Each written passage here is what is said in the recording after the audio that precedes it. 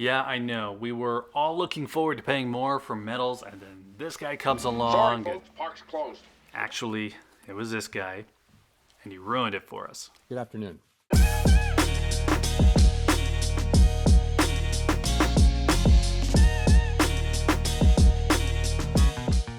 I'm at risk here of overanalyzing gold and silver price movement to the point that it takes some of the fun out of it, but two things came out of Wednesday's announcement from the Fed. First of all, was the 50 basis point rate hike, basically the amount that had been priced in, an amount less than the prior 75 basis point hikes.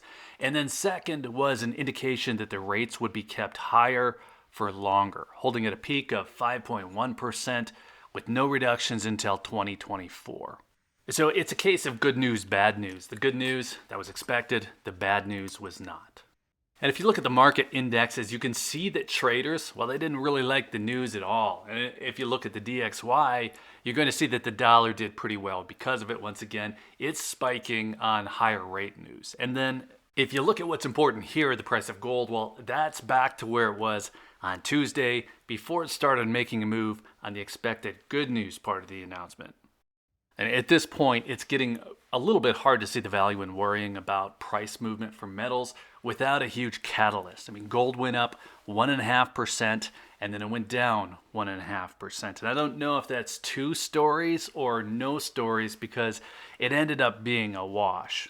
But the Santa Claus rally, the rally that we've all been promised, well, seems to be canceled. The bull run, that's postponed. Apparently, Jerome Powell has the ability to call these things off.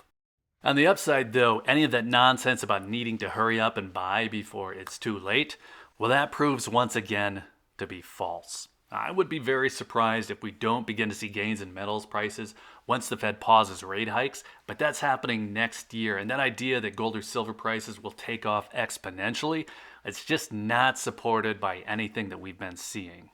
If we were to look at the rise in metals prices from 2001 to now, because that's a popular thing to do, the gains, well, they seem pretty impressive, but there were lots of continued buying opportunities all along the way, especially if we're talking about physical. Now, there are cycles for derivatives and producer stocks where you could have made a lot more along that path. Maybe you could have lost a lot more, but that's how trading works. You win or you lose based on very precise timing. With physical metals, you're buying over time. Hopefully, you're only selling if you really need that capital, and hopefully at points well down the road from when you made the initial purchase.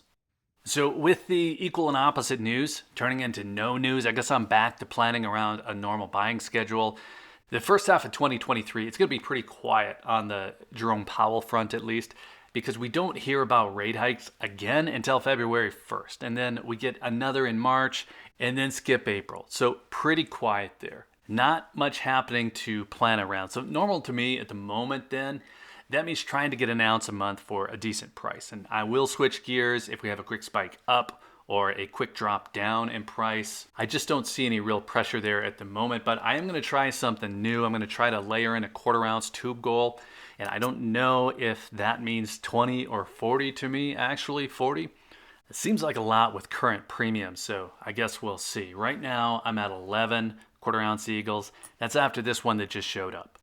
Now, 1/4 ounce should be fun if I can find them. I just haven't been buying them with any real focus for a few years now, and I don't have that many. And I think the fact that I'm looking for something fun tells me that I'm not real worried about huge price swings or the kind of doom events that YouTube seems to be full of at the moment. Now, maybe I just need something further from normal than a 1/4 ounce eagle, something, I don't know, something weird, like maybe one of those jeweled Perth Mint coins.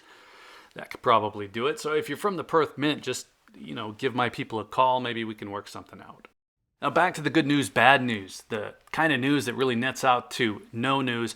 I gave a closing 2022 price prediction for the spot price of gold, and my number was $1,783. And if 2022 closes at that number, well, that was the result of very sophisticated, not professional, but still pretty impressive analysis. Or maybe it was just a guess that we were not going to see events that would have much lasting impact on the price of gold in 2022. Probably that one. Anyway, 2023 has more going on that could change that, but it doesn't look like we're going to see it in the next few months.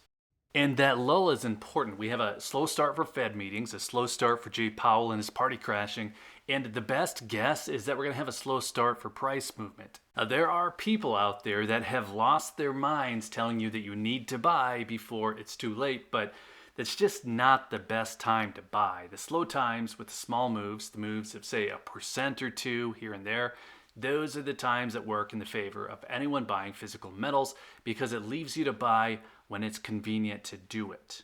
And it's looking like that's what's ahead of us at the moment.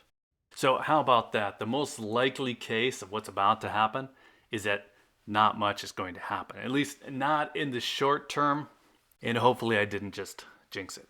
Anyway, let us know what you think. And if you have a question for a Q&A or a topic for a live stream, drop them in the comments as well.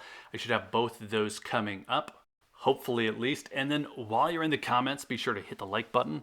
If you found any of this interesting, be sure you're subscribed with notifications turned on if you'd like to see more on the topic. And if you're still here, thanks again for watching. I always appreciate your time. Take care.